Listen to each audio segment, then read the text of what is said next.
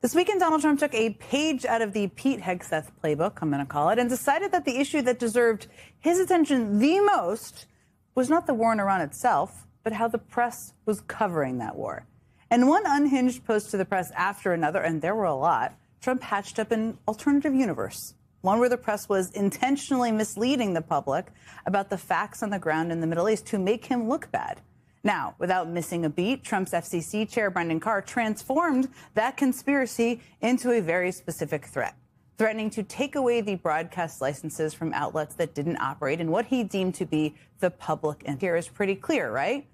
They want the press to positively spin the news about the war. Whatever happens in Iran, they want the press to make it sound good for Trump. That is patriotic in their view. And while most of the media ignored that message, because it's their job to hold officials to account and governments to account, some conservative outlets seem to have heard it loud and clear. You know, I think we kind of just won the war. There's a real possibility of, did you see it? They gave us pretty much everything we want. The president has said enough with this coverage from other networks that are not telling you the truth, that are so negative about what's going on. This is a pro-America fight, and every network needs to get on board with that. Now, I should say that Brendan Carr and the FCC cannot actually strip networks of their licenses just because they don't like what the networks are saying. But that was also true when Brendan Carr was threatening networks because he didn't like what late-night TV host Jimmy Kimmel was saying. And he still managed to at least temporarily bully networks into taking Kimmel off the air.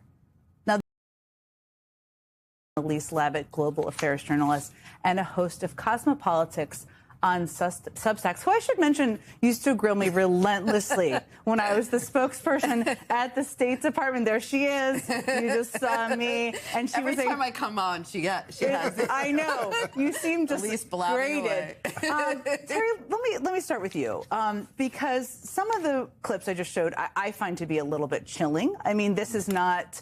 I was the spokesperson of the State Department for a couple of years in the White House. It is not the job of the press to cover a war or cover military action positively.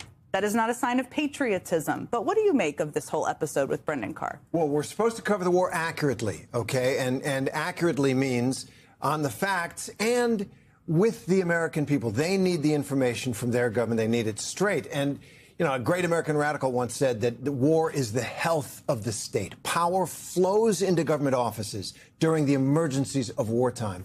And this crowd is just the kind of people who will take advantage of that, right? What we are hearing from Trump and Brendan Carr is watch out. If we don't like your coverage of the war, we are coming down on you. We bring the hammer down on you because they want to keep Americans in the dark. And this at a moment when the First Amendment, when freedom of the press is more important than ever during wartime. Elise, one of the things that struck me is, I mean, the American military, best in the world, second to none. They are doing what they are ordered to do. Right. Pete Hegseth gave a press conference on Friday, which I found to be cuckoo bananas. With the press and therefore the American people, as we were kind of a conduit to what's going on, what the thinking was. And, you know, when I watched that press conference, I saw that Secretary Hegseth was there in a more political message. I was listening to General Kane when he was talking about, you know, what the targets were, what the briefing were. And as you said, the military is, you know, by and large, meeting the targets that it has. There's a lot more of a discussion to be had, but I think what we're seeing is the frustration that we're not focusing on the successes, and there are some we're focusing on the critical nature. And look, that is something that the press does, but I do think I used to teach media and foreign policy and how administrations would deal with, and a president would deal with the press and the national security apparatus during wartime. And I will say that administrations that open up that conversation with the press generally get better coverage. And I think it's unfortunate that this kind of toxic relationship between the president in particular and now the administration and the press is making it harder to cover the war responsibly. I mean, there's no question. We were just talking during the break. I mean, I screwed up plenty of times. Anybody who's a spokesperson screws up. But if you are caught in some information that's not accurate, you got to fess up. But that's like a continuous lying cycle here. But think of all the conversations that you and I had off camera. Like maybe both of us a little bit were performing for the camera. I was at CNN, I was on TV, and you were a spokesperson. But there was that constant pressure testing of the argument. And I think, and I'd like to hope that the press and of course the State Department press corps was the best press corps that there is. And, the Pentagon press corps is doing a really good job now. The ones that are not in the briefing room every day.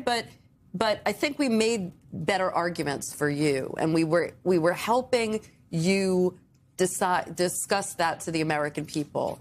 And I think that's what really maybe one of the reasons why the press coverage is negative and the approval ratings are low is because that conversation with the American people is not taking place. Well, no relationship is going to reopen the Strait of Hormuz. There are certain things that I think, or bring back the men and women who lost their